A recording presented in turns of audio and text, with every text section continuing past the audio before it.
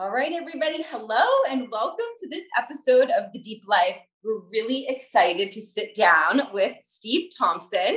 We've been following you on social media for a couple years and have loved all of your posts regarding fitness and living a holistic life. So we can't wait to dive deep into all aspects here. So welcome to The Deep Life, Steve. Yeah, thanks for having me. Same here. Like, I don't know how we came across each other, but that's what attracted me to you two as well, was just like your raw, simple, basic approach, not, trying to reinvent the wheel and just living every day. So yeah. I love it too. I kind of, our episode, we just taped an episode kind of about social media because it can be how you want it to be, right? Mm-hmm. Like your social media account is a reflection of what you want to see. So we love connecting and kind of building this community with like-minded people. Not that everybody's going to have the exact same views as us, not that they should, but we love tapping into, what you're doing specifically because it's so in alignment with our core values. So if you don't mind, for our listeners, give our listeners a background of, who you are and, you started in the fitness space, you're still there a little bit, but you just started your own company. So give us a little background on Steve. All right. Yeah. So I grew up like playing team sports, but I also raced motorcycles. I was pretty good at everything, but I hated going to school. So I went to school to play sports, not the other way around. So when it came time to like maybe going to college to play sports or racing my motorcycle, I chose to race the motorcycle. So I had a very short and very unsuccessful professional motorcycle racing career. I got hurt a bunch, just couldn't afford it. It's expensive, whatever. But what I lacked in raw talent, I tried to make up for with my fitness. And that's kind of what like led me to working out and training and whatnot. So when I got done with that very short career, I opened, I thought there was a like a gap in the nutrition world. And back then, this was May of 2000. So 22 years ago is when I did this. And I was like, I thought supplements were a lot more important than they are obviously now. But back then I was like, oh yeah, supplements. So I started a retail nutrition store. There was like full discount because I wanted to compete with GNC. Wow. And I opened that up in a gym. And that's when I started training as people as well. So I went from, again, the athletic thing to like kind of getting thrown into that fitness world. And then I got caught up in the whole, like bodybuilding and physique competitions and stuff like that. But that's what kind of got me a name, essentially in the training world around here, which was more so the food part of it, because I just had same thing. I had a real balanced approach, not anything extreme, and people liked it. And I was like, if you don't like to eat something, I'm not going to make you eat it, because after the third day, you're going to be like, I'm not doing this, and you're going to fall off the program, rather than giving you the foods you like, but just making it moderate amounts.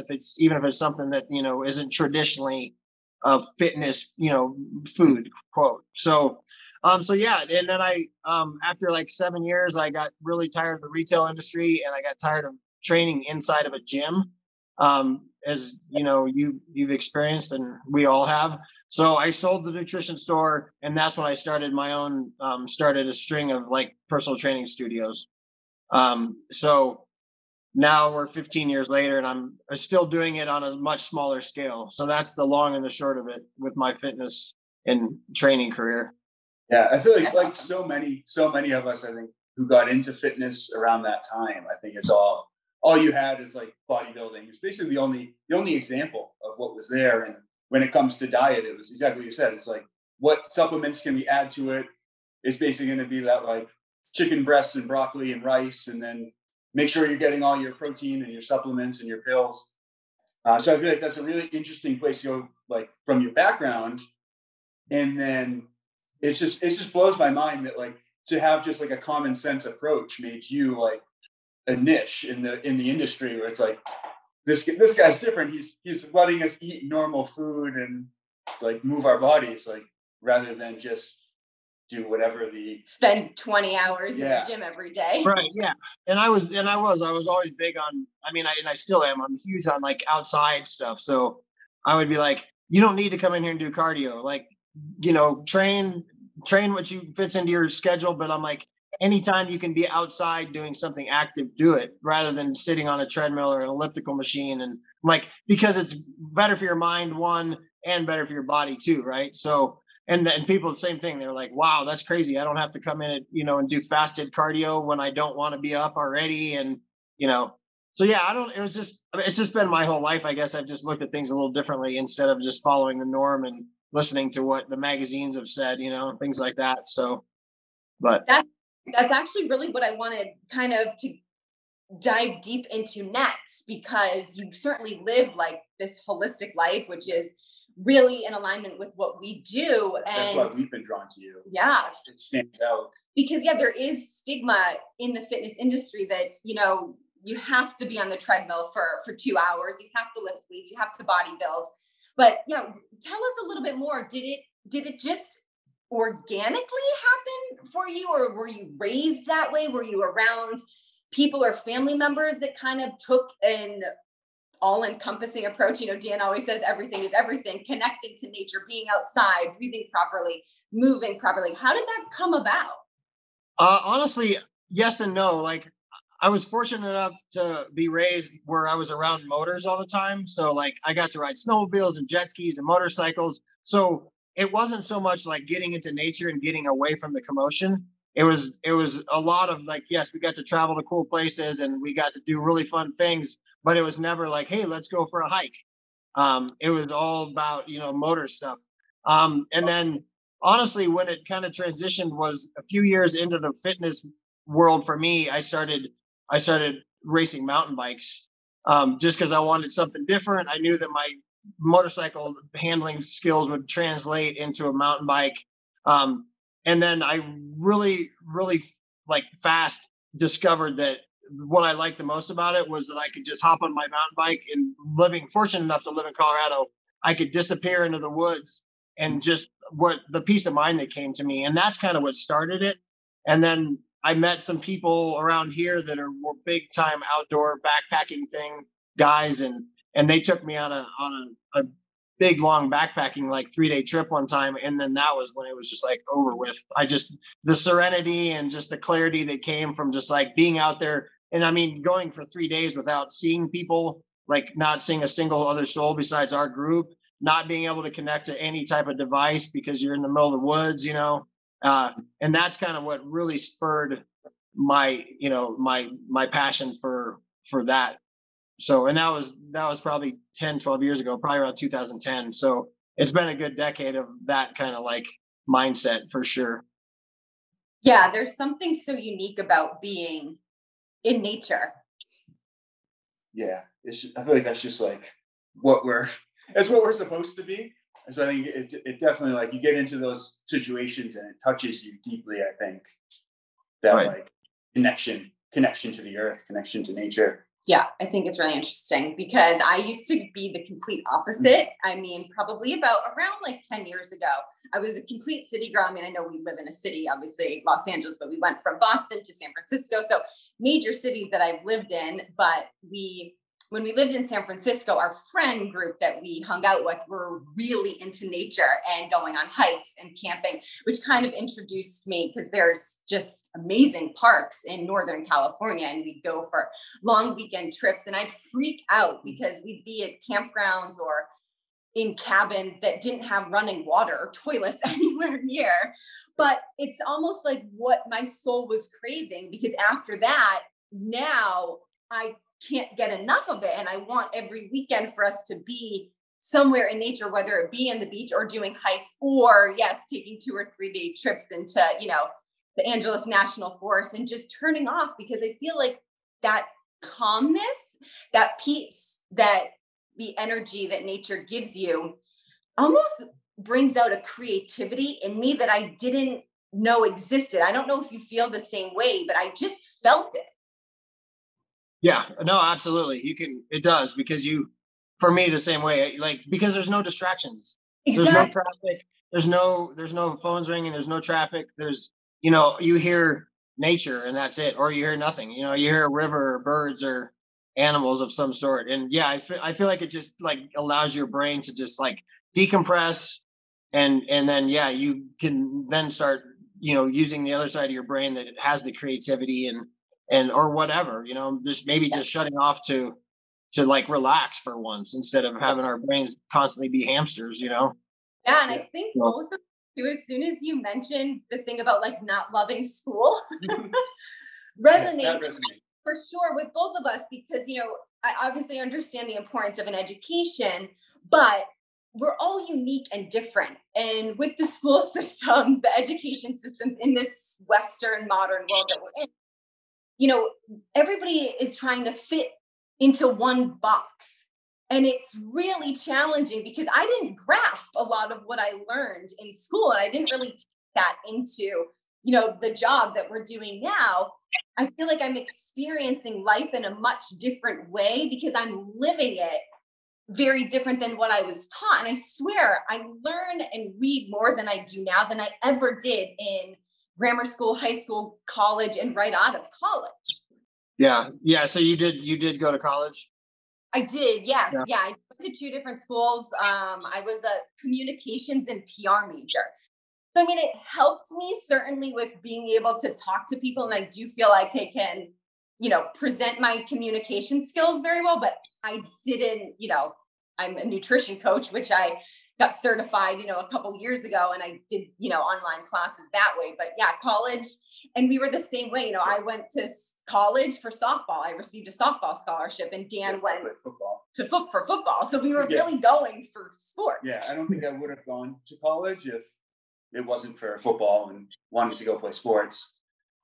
So I definitely resonate with that. But yeah, I think just like Lisa's saying, I think most of my growth and I'll say education has come since I left school. And it's what we're saying, like it's having that opportunity to go almost like experience the world and be yourself and learn how to be yourself and like what that means, and almost like unlearn all the crap that they taught us growing up and through high school and college. So I'm curious to hear like sort of how you've changed, since having that introduction into, I guess we'll say like into nature, and how you've kind of evolved, whether it's training, diet, just mindset, all of that, how you've evolved over the last 10, 12 years. I mean, it's been huge.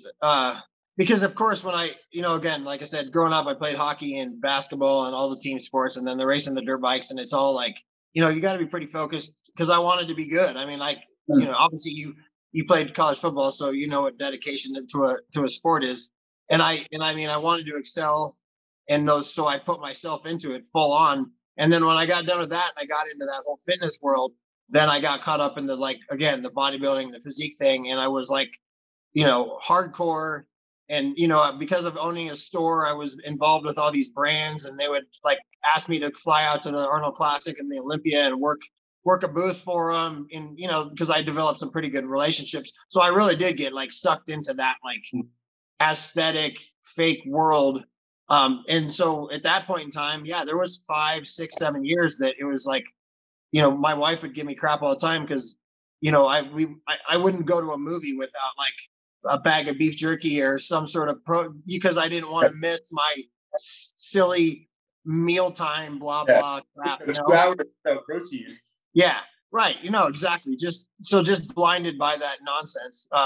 And yeah, so since I started doing the mountain bike thing and like slowly evolved into now, it's not even close to that. Like the meal timing thing, I don't get caught up in. I know it's garbage. I know it was a big marketing thing.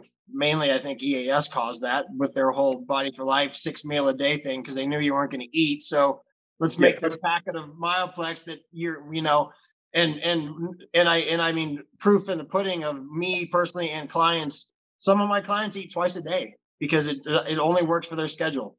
They get the same amount of calories as they would on 5 meals, but they have a big breakfast and a big dinner. And they go all day long because they don't have time or they don't want to or whatever. And they don't want to eat cold food. So they don't, want to bring a meal that sits in a cooler and eat. So after discovering that, it's completely changed my train of thought over the years. And so the nutrition wise, definitely, I don't, get caught up. And it's more of like at the end of the day, your body's a 24-hour clock. What what do you put into it during a 24-hour clock instead of like, oh gosh, you have to do this, do this, and do this, and can't eat after 6, and all those fallacies that, I think we all know are crap. So, that's pretty much it. And now, I mean, more so than ever, training, I used to be super regimented, and the older I've gotten, I've discovered the less is more thing for sure. That recovery is just as important. I mean, for my age group, at least, I mean, I just turned 46. So like my joints are hammered from sports and from racing. And I've discovered that like intensity is more important than like duration and how often you do it. So I've completely changed my training as well. And, I'll carve out 20 to 30 minutes a day and I go after it pretty hard.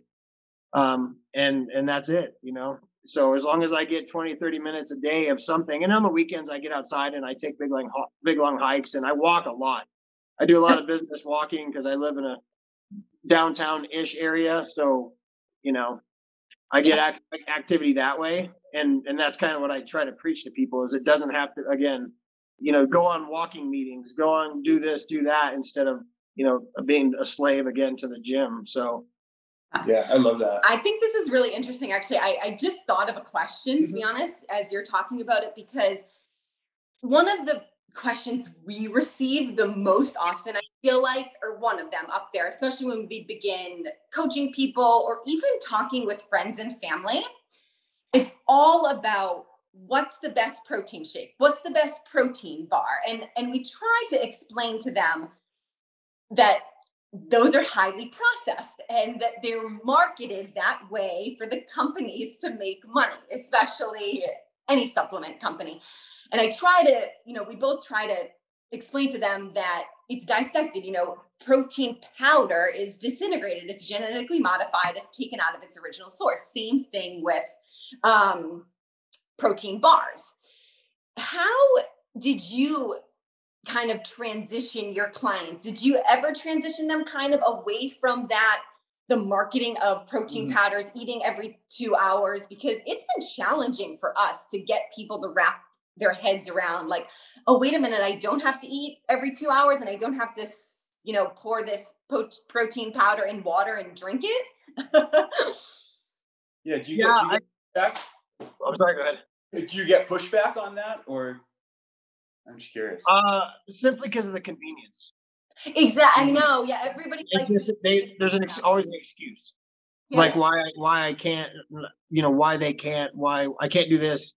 And my whole thing is like wishing or wanting is always, that's the two things I say. Do you wish for this to happen or do you want this to happen? Because if you want it to happen, you will make time. I guarantee you can quit watching TV 15 minutes earlier, or I guarantee you can do this or do that. And you can carve 15 minutes out to put together a nice little meal that's not, some sort of protein bar or protein shake. So that's the only pushback I really got. And I've whittled my clientele down over the years intentionally.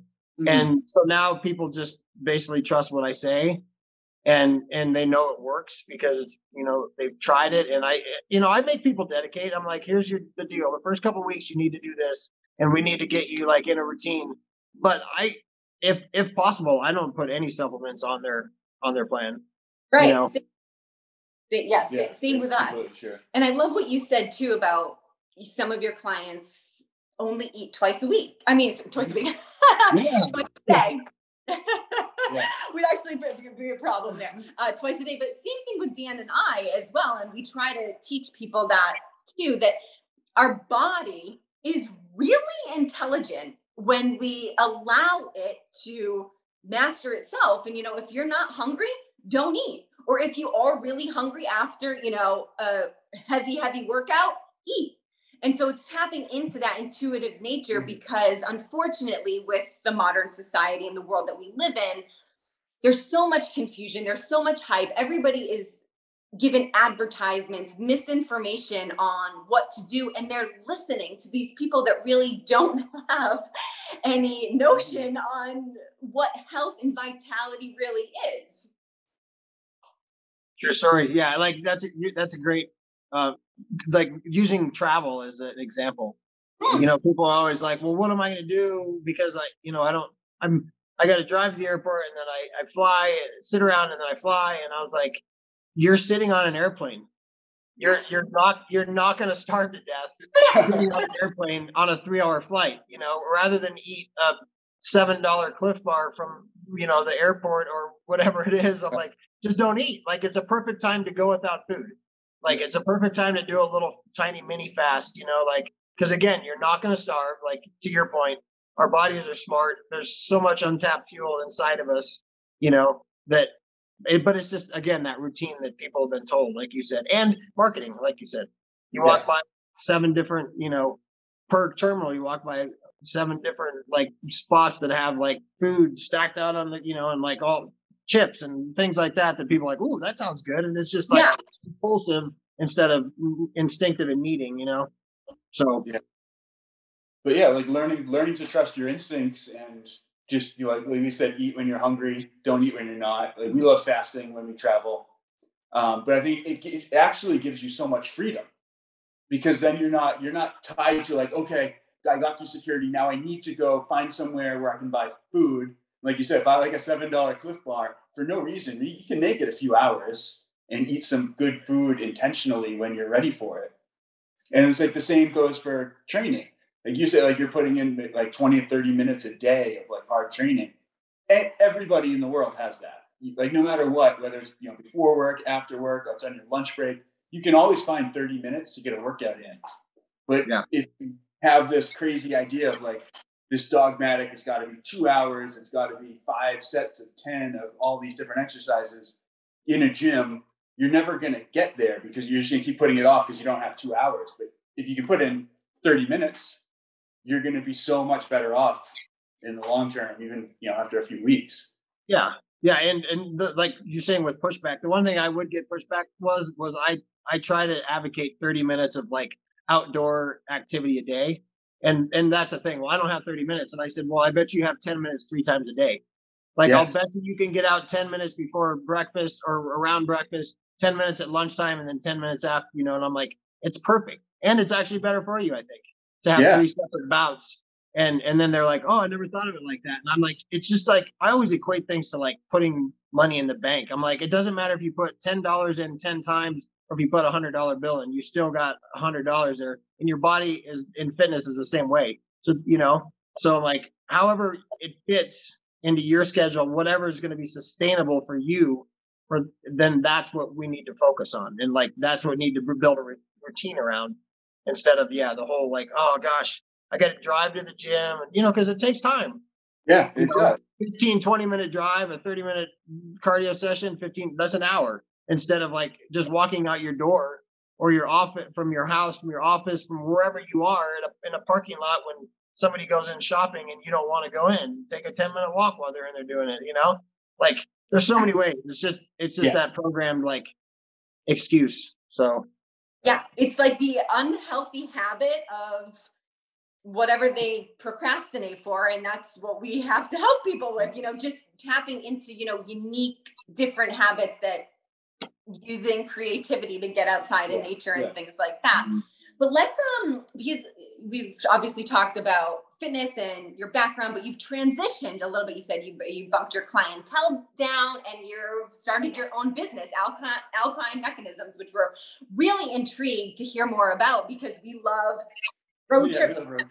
I don't know if I think we've been following you, but for the past 2 years, we've road tripped to Colorado because I have family there, and it's been amazing to see all of the things. But let's dive deep into that and how your transition was, and starting. Obviously, it's not your first company that you started, but no. And to preface that, I didn't start this company.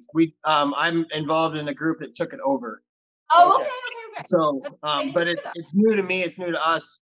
So, like, backstory on that, there's these 2 guys in town that were one of the first probably 5 custom like Sprinter van like outfitters, like building the custom vans back in the day. They're 2 just brilliant minds. They're just creative as heck. So with that process, these guys, there was seat swivels on the market. So Alpine Mechanisms, our main products is seat swivel. So the driver and passenger seat can turn all the way around or face each other instead of just being in a fixed position. So it creates two more seats for the van, you know. So if you have a table behind the driver's seat, now you can turn around and actually use it out of the driver's seat instead of having it butted up against the back. So these guys, that being said, there was already swivels on the market, but they were tall. And I don't know if you've ever been in one of those vans specifically, but the line of sight is already pretty bad. So yes. raising the seat higher, a lot of people would have to duck down, or if it was so high that their feet couldn't touch the ground, like if they were shorter. So these guys came up with a super, for their customers, for their custom van builds, they came up with like their own super slim, low profile seat swivel. And it just took off like throughout the industry, like people started hearing about it. And these guys were like, they kept up with it for a while. And then they got to the point where they're like, well, this is what we want to do. Again, they're super creative guys that customize things. They don't want to just be like pumping out seat swivels and things like that. So they had to come to the end of the road and say, well, we either, you know, let somebody take it over that can scale it, that can take the time to market it and take the time to grow it and continue the brand, or we just pitch it and go back to customizing cars and vans and stuff like that. So that's what happened. We stepped in, and yeah, it's been insane. That's such a big industry, and it's super exciting.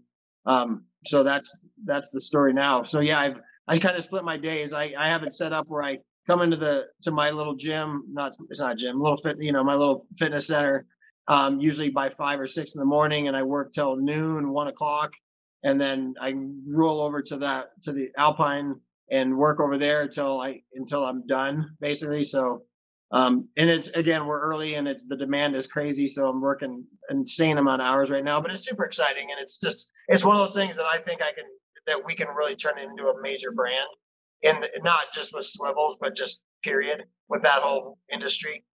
So that's where I'm at now. Absolutely. Yeah, that's awesome. I feel like that's an industry that's just taking off right now. And people need to get out and get out into nature. And I think it's the amount of vans that are out there is just insane. And I'm sure in California you see it, same with Colorado, because a lot of our product goes from Colorado to the west, California, Oregon, Nevada, you know, Utah. So yeah, they're all over the place. And more and more people with COVID can work out of one. You know, I've got several friends that work out of them. They drive around the US all the time, and they have Wi-Fi, and they wake up and they work when they want, and they go to the beach, and, you know, so yeah, it's becoming a massive transition from the old, you know, stay at home or go to the office thing. So, and people are selling houses to buy them. Yeah. You know? That's amazing. We know a couple who literally for the entire year last year, like, sold their house and road tripped across the entire country because everything's done, you know, online now. And I think that transition's really great because, I mean, if anything, COVID taught us was that we don't need to be locked up in offices anymore. Unfortunately, one of the many things COVID taught us. Yeah. I think it's here to stay. I think the younger generation, like, they want the liberty of that, and the job market's going to continue to change like that, in my opinion. More and more places are going to go to remote work, and why wouldn't you want to be able to, you know, spend, you know, I wouldn't mind being in California like for a few months during the winter, or Florida or somewhere else, and then come back here when it's super nice in the mountains in the winter or in the summertime. So yeah, absolutely. Yeah, I think it's really interesting. Yeah, definitely, that sounds like a good life right there, just getting out. Yeah. So yeah, and that's kind of, I love to travel, because that was one of the things with racing that I enjoyed the most, was driving around the country, and same with mountain biking. Always got to go to a cool, you know, ski town on the weekends, like every weekend for like 3-4 months. We'd pack up on Friday, come home on Sunday, and get to go to really cool spots. So I always had that bug in me, like, and I've wanted a van for quite a while. So this just kind of plays into that as well. Puts me in that industry, and, you know, and I can, and it's exciting, and I can take all the things I've learned from my retail experience before, and the training industry, and just business in general, and you know, apply it to this, and something that I'm super excited about. So it's fun. Yeah. Well, your days seem so busy and packed. You go from, one thing to another. And, that's kind of, everybody lives a very busy lifestyle when one way or another. Any type of, advice for people who, don't have the time or don't think that they have the time? Like, is there anything that are non-negotiables in your day-to-day life that you have to do that, gets you in the right mood to do something?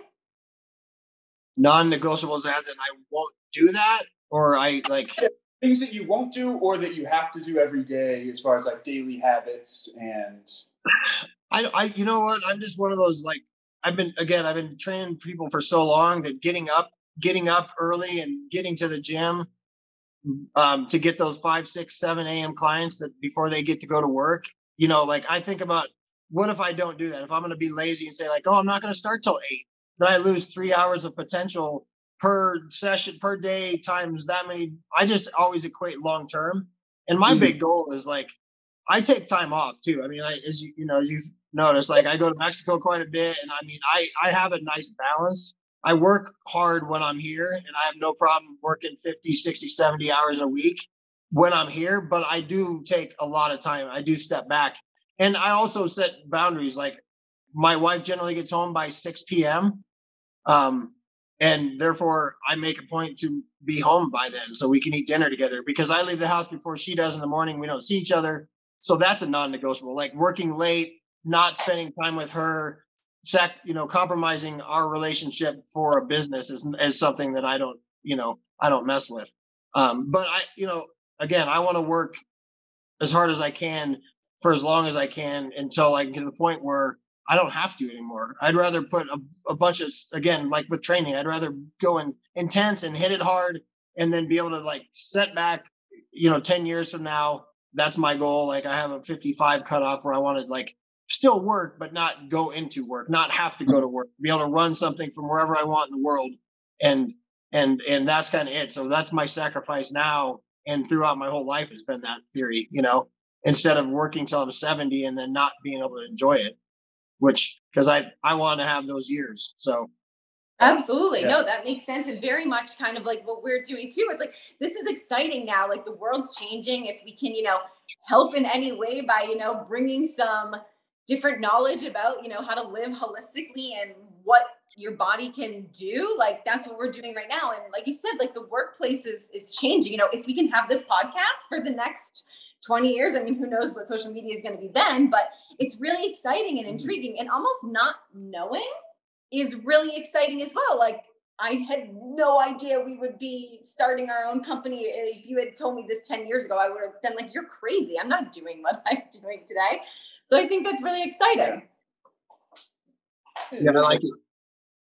People always ask us about like work-life balance. And like, that's another thing. Like, start working with a client, you're like, okay, we're going to add an hour of training into your day. He's like, well, how? Like, I already have work. I already have to see my family. And I think like you make a great point where it's like, it's not, you don't necessarily have to like equal time for everything, but don't waste time. So like, you can get a really, really good workout in 30 minutes and push yourself, and you can go to work and work really, really hard until it's time to go home.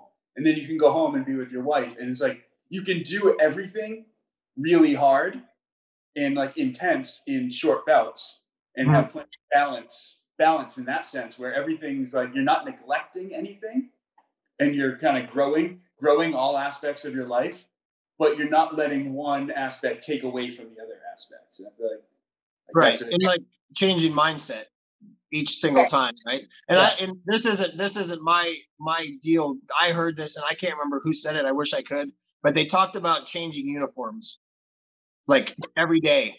And you might have recalled who that was, but like the guy was like, when I wake up in the morning, I got to put my business uniform on, and then I go there and I give my employer all I have. And then when I go to the gym, I change uniforms and I put that like warrior mindset uniform on and I give it all I have. And then when I come home, my little girl doesn't want me to be business daddy or warrior gym daddy. She wants me to be daddy, like get down on the floor and play with her. And so he said, then I have to put that uniform on, the dad. And then same thing with my wife. And like, that really resonated with me. So, and that I kind of try to like relate or tell people that and like explain to them just because I think it's a great analogy. Yeah, you know? it is. So 100%. We agree. Yeah, I'm not sure who said it, but I feel like it's almost like same thing with uniform. Like it's masks that we wear. Yeah, that's exactly it. Yeah. Hey, like I have one mask on with Dan, and then I have another mask on with my family, another mask on with my friends, another mask on with my clients, another mask on with, people in a restaurant. It's ever changing and evolving. Yeah. And then underneath those uniforms, like it's you. So there's definitely like there's threads of who you are, and your actual soul is in there, like your being. So like what kind of skills have you picked up, and even like mindset wise, like what have you picked up from maybe training, from nutrition, from business, from family, that like is always to like who you are? I mean, consistency, like in every aspect. And I was kind of, when I was pretty small, I mean, like starting around 4, I was like tasked with things like weekly. Like my chore list was big, and we lived out in the country a little bit, so like it was not usual stuff, like like clean up your room, and on top of that, it was like, I mean, labor, like do this, do that, and it instilled a work ethic in me. But it also taught me that like if you do something consistently, then the end result is a lot easier than like letting it pile up and then trying to get out of it. And so I think that consistent mindset is what I carry through the day, and with my mentality, with my attitude, with like my demeanor, how I treat people, I'm just consistent across the board. Like I don't do the judge a book by its cover thing. Like because I don't know where you came from. So who am I to walk into a store or see somebody on the road and judge them or thing like that? So yeah, I think I just consistently, like across the board, that's who I am, and I think that that's kept me, level-headed, and, got me to where I am, is just knowing that putting in the work every day and being the same every day, and not, like one day being erratic and the next day being, like up and down and up and down and all over the place, people know what they get with me. They know I'm honest. They know I'm not going to sugarcoat things. I'm not going to just tell them, hey, yeah, go ahead, just because I know it's going to make them happy. They know that I'll tell them what's in their best interest, because that's what, at the end of the day, I want people to succeed. Like there's no competition is the best thing in the world. Like I think it's healthy. I'm not worried about like somebody excelling, more than me. Like, go for it. Like put it into the work, and I want you to be the best person you can be, and that stands true for everyone. So, yeah. Absolutely. I think that's great. I say we all do better when we all do better. Right. Yes. Yeah. Well, this has been awesome, Steve. I mean, my goodness, you are a wealth of knowledge on everything. Love how our visions and kind of how we live are very much similar. But any last parting words that you think our listeners should hear? I mean, the consistency was a great way to end it. But... Yeah. I think that would be what I'd leave it with. I think, just decide what you want out of your life, like all of your buckets, whatever they may be. Everybody has different buckets. Everybody has different, needs to fill. Decide definitively what you want. Make a plan, that always changes. I mean, make a plan. You got to start somewhere. Of course, the road's going to fork and things like that. But as long as you get to the end result, my whole thing is, and it's not mine, but I've used it, is that brick by brick, day by day, building your castle, one brick at a time, is instead of like building a wall and knocking it down. And so just being consistent. Yeah. Like discover what you want, through that inner passion or whatever your end goals are, financially, like, relationship wise, holistically, spiritually, all those things, and just be consistent. Like that's the biggest thing I can say is consistency wins. It may take you longer than the next person, but it doesn't matter if you get there, right? Exactly. Yeah. There's no rush. The destination, the journey, it's all about the journey. Just and then you'll grow throughout the whole process if you're consistent, because then you won't have the highs and lows. You'll know the effort you put in, and the journey will teach you things, and you'll be a better person at the end, no matter what it is. I love it. That's absolutely amazing. Talk about Beautiful. the deep life. That is perfect. Well, we can't thank you enough for joining us. Where can people find you, or Alpine Mechanisms, if you want to give any websites or anything like that?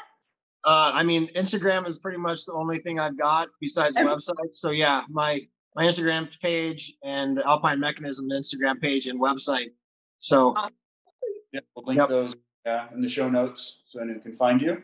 It's definitely worth checking out your Instagram for nothing more than the beautiful pictures, but I think it'll right. Thanks. That's my favorite thing, really. So.